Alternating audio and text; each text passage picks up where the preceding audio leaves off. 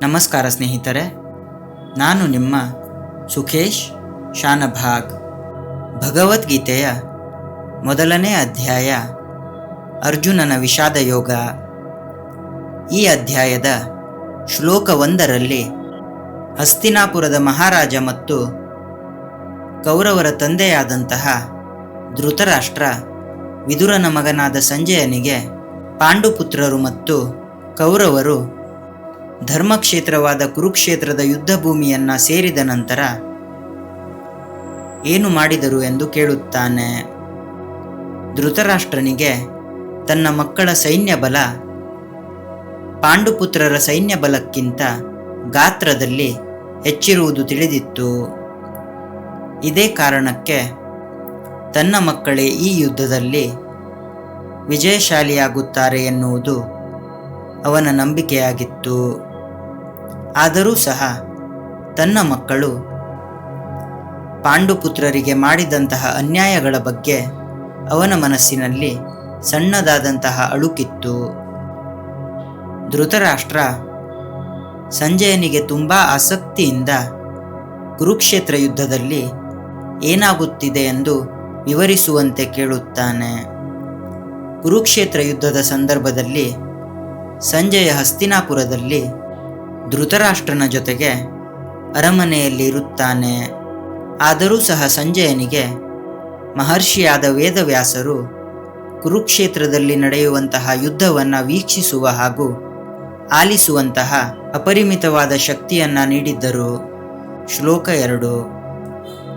ಸಂಜಯನು ಧೃತರಾಷ್ಟ್ರನಿಗೆ ಕುರುಕ್ಷೇತ್ರದ ಘಟನೆಗಳನ್ನು ವಿವರಿಸುತ್ತಾನೆ.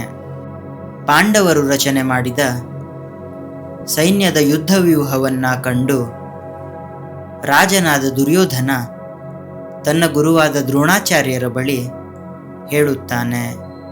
ಶ್ಲೋಕ 3. ಪ್ರಿಯ ಗುರುವೇ, ನಿನ್ನ ಪ್ರಿಯ ಶಿಷ್ಯನಾದ ದೃಪದನ ಮಗನು ರಚಿಸಿರುವ ಈ ಪ್ರಬಲವಾದ ಸೈನ್ಯ ವ್ಯೂಹವನ್ನು ಗಮನಿಸು ಎಂದು ದುರ್ಯೋಧನ ದ್ರೋಣಾಚಾರ್ಯರಿಗೆ ಹೇಳ್ತಾನೆ. ಇಲ್ಲಿ ಪಾಂಡವರ ವ್ಯೂಹವನ್ನು ದ್ರೋಣಾಚಾರ್ಯರಿಗೆ ತೋರಿಸುವುದು ದುರ್ಯೋಧನನ ಮನಸ್ಸಿನಲ್ಲಿದ್ದ ಯುದ್ಧ ಭೀತಿಯನ್ನ ಮತ್ತು ಈ ಯುದ್ಧದಲ್ಲಿ ತನಗೆ ಸೋಲು ಖಚಿತ ಎನ್ನುವಂತಹ ಅವನ ಆಂತರಿಕ ತುಮುಲವನ್ನು ತೋರಿಸುತ್ತೆ. ಶ್ಲೋಕ 4. ಇಲ್ಲಿ ಸೇರಿದವರು ಮಹಾನ್ ಪರಾಕ್ರಮಿಗಳು. ಯುದ್ಧದಲ್ಲಿ ಭೀಮಾರ್ಜುನರಿಗೆ ಸರಿಸಮಾನರಾದ ಪ್ರಚಂಡ ಬಿಲ್ಲುಗಾರರಾದ ಯುಯುಧಾನ, ವಿರಾಟ ಮತ್ತು ದೃಪದರಂಥ ಮಹಾರಥರಿದ್ದಾರೆ. ಶ್ಲೋಕ 5. ದೃಷ್ಟಕೇತು, ಚೇಕಿತಾನ, ಮಹಾಬಲಶಾಲಿಯಾದ ಕಾಶಿರಾಜ, ಪುರುಜಿತ್ ಮತ್ತು ಕುಂತಿಭೋಜ ಹಾಗೂ ಶೈಬ್ಯನಂತಹ ಮಹಾವೀರರಿದ್ದಾರೆ. ಶ್ಲೋಕ 6. ಪರಾಕ್ರಮಿಯಾದ ಯುಧಾಮನ್ಯು, ಬಲಶಾಲಿಯಾದ ಉತ್ತಮೌಜಸ್ಸು, ಸುಭದ್ರೆಯ ಮಗ ಮತ್ತು ದ್ರೌಪದಿಯ ಮಕ್ಕಳು ಇವರೆಲ್ಲ ಇದ್ದಾರೆ. ಪ್ರತಿಯೊಬ್ಬರೂ ಸಹ ಮಹಾರಥರು. ಯುದ್ಧಕ್ಕೆ ಸಿದ್ಧರಾಗಿ ನಿಂತಿದ್ದ ತನ್ನ ಶತ್ರುಗಳನ್ನು ಪರಿಶೀಲನೆ ಮಾಡುತ್ತಾ ದುರ್ಯೋಧನ ಪಾಂಡವರ ಸೈನ್ಯದಲ್ಲಿದ್ದ ಮಹಾರಥಿಗಳ ವಿಷಯವನ್ನು ಹೇಳುತ್ತಾನೆ.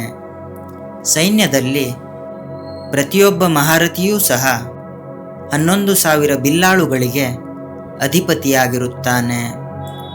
ಅರ್ಜುನ ಮತ್ತು ಭೀಮ ಇಬ್ಬರೂ ಸಹ ಧನುರ್ವಿದ್ಯೆ ಮತ್ತು ಭುಜಬಲದಲ್ಲಿ ಮಹಾಪರಾಕ್ರಮಿಗಳಾಗಿರುತ್ತಾರೆ.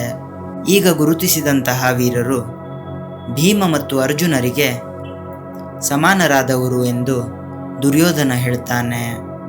ಇದರಿಂದ ಪಾಂಡುಪುತ್ರರ ಸೈನ್ಯವು ಸಂಖ್ಯೆಯಲ್ಲಿ ಕಡಿಮೆ ಇದ್ದರೂ ಸಹ ಕೌರವರ ಬೃಹತ್ ಗಾತ್ರದ ಸೈನ್ಯಕ್ಕಿಂತಲೂ ಹೆಚ್ಚು ಬಲಶಾಲಿಯಾಗಿ ಕಾಣುತ್ತಿತ್ತು. ಶ್ಲೋಕ 7. ಈಗ ಕೌರವರ ಸೇನೆಯಲ್ಲಿರುವ ಮಹಾವೀರರ ವಿಷಯವನ್ನು ದುರ್ಯೋಧನ ದ್ರೋಣಾಚಾರ್ಯರಿಗೆ ಹೇಳ್ತಾನೆ.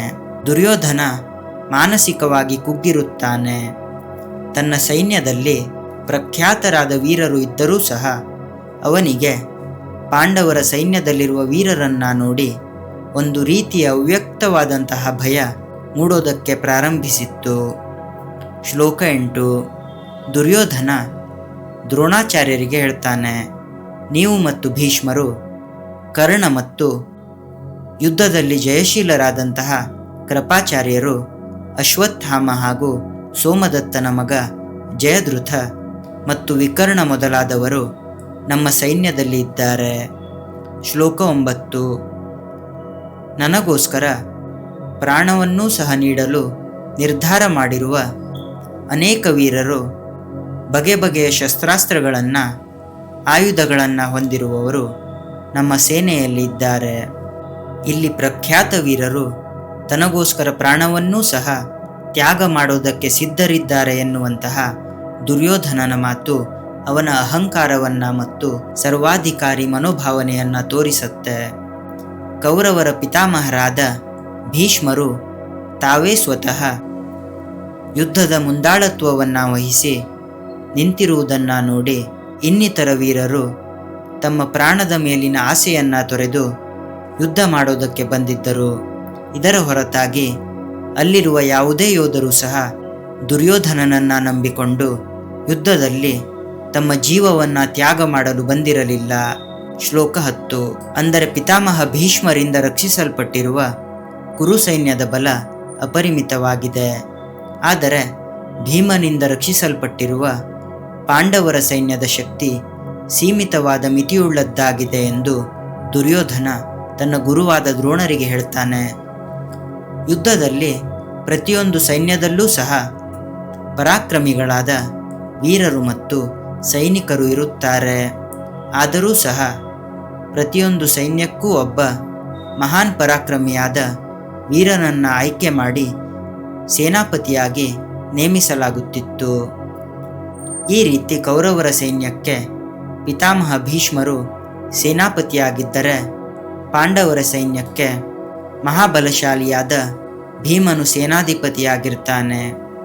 ಎರಡೂ ಸೈನ್ಯಗಳ ರಕ್ಷಣೆಯ ಸಂಪೂರ್ಣವಾದ ಜವಾಬ್ದಾರಿ ಭೀಷ್ಮರು ಮತ್ತು ಭೀಮನ ಮೇಲೆ ಇತ್ತು. ಶ್ಲೋಕ 11. ನೀವೆಲ್ಲರೂ ಸೇರಿ ಕೌರವರ ಸೇನೆಯ ಬೇರೆ ಬೇರೆ ಭಾಗಗಳಲ್ಲಿ ನಿಮ್ಮ ಸ್ಥಳಗಳಲ್ಲಿ ನಿಂತುಕೊಂಡು ಭೀಷ್ಮರನ್ನು ರಕ್ಷಿಸಿ ಎಂದು ದುರ್ಯೋಧನ ದ್ರೋಣಾಚಾರ್ಯರಿಗೆ ಹೇಳ್ತಾನೆ. ಶ್ಲೋಕ 12. ದುರ್ಯೋಧನನಿಗೆ ಧೈರ್ಯವನ್ನು ತುಂಬೋದಕ್ಕೆ ಪಿತಾಮಹ ಭೀಷ್ಮರು ಸಿಂಹದಂತೆ ಗಟ್ಟಿಯಾಗಿ ತನ್ನ ಶಂಖವನ್ನು ಊದುತ್ತಾರೆ. ಶ್ಲೋಕ 13. ಇದರ ನಂತರ ಶಂಖನಾದಗಳು, ತಮಟೆಗಳು, ಭೇರಿಗಳು, ನಗಾರಿಗಳು, ಕಹಳೆ ಮುಂತಾದ ವಾದ್ಯಗಳು ಒಟ್ಟಿಗೆ ಭೋರ್ಗರೆಯುತ್ತವೆ. ಆ ಶಬ್ದ ಸಮಸ್ತ ಆಕಾಶವನ್ನೇ ವ್ಯಾಪಿಸುವಷ್ಟು ಪ್ರಬಲತೆಯಿಂದ ಕೂಡಿತ್ತು. ಶ್ಲೋಕ 14. ಪಾಂಡವರ ಸೇನೆಯ ಮಧ್ಯಭಾಗದಿಂದ ಬಿಳಿಯ ಕುದುರೆಗಳನ್ನು ಹೂಡಿದ ಅದ್ಭುತವಾದ ರಥದಲ್ಲಿ ಕುಳಿತುಕೊಂಡು ಭಗವಾನ್ ಶ್ರೀಕೃಷ್ಣ ಪರಮಾತ್ಮ ಮತ್ತು ಪಾಂಡುಪುತ್ರನಾದ ಅರ್ಜುನ ತಮ್ಮ ದಿವ್ಯವಾದ ಶಂಖಗಳನ್ನು ಊದುತ್ತಾರೆ. ಶ್ಲೋಕ 15. ಋಷಿಕೇಶ ಅಂದರೆ ಶ್ರೀಕೃಷ್ಣ ಪರಮಾತ್ಮ ತನ್ನ ಪಾಂಚಜನ್ಯ ಎನ್ನುವ ಶಂಖವನ್ನು ಮತ್ತು ಅರ್ಜುನ ದೇವದತ್ತ ಎನ್ನುವ ಶಂಖವನ್ನು ಊದುತ್ತಾನೆ. ಭಯಂಕರವಾದ ಕಠಿಣವಾದ ಸಾಹಸಗಳನ್ನು ಮಾಡುವ ಪ್ರಕೋದರನಾದ ಭೀಮ ತನ್ನ ಪೌಂಡ್ರ ಎನ್ನುವ ಪ್ರಬಲವಾದ ಮಹಾಶಂಖವನ್ನು ಊದುತ್ತಾನೆ. ಇದೇ ರೀತಿಯ ಮತ್ತಷ್ಟು ಆಧ್ಯಾತ್ಮಿಕ ವಿಡಿಯೋಗಳನ್ನು ನೋಡೋದಕ್ಕೆ ನಮ್ಮ ಚಾನೆಲ್ ಸಬ್ಸ್ಕ್ರೈಬ್ ಮಾಡಿ. ಧನ್ಯವಾದಗಳು ಸ್ನೇಹಿತರೆ.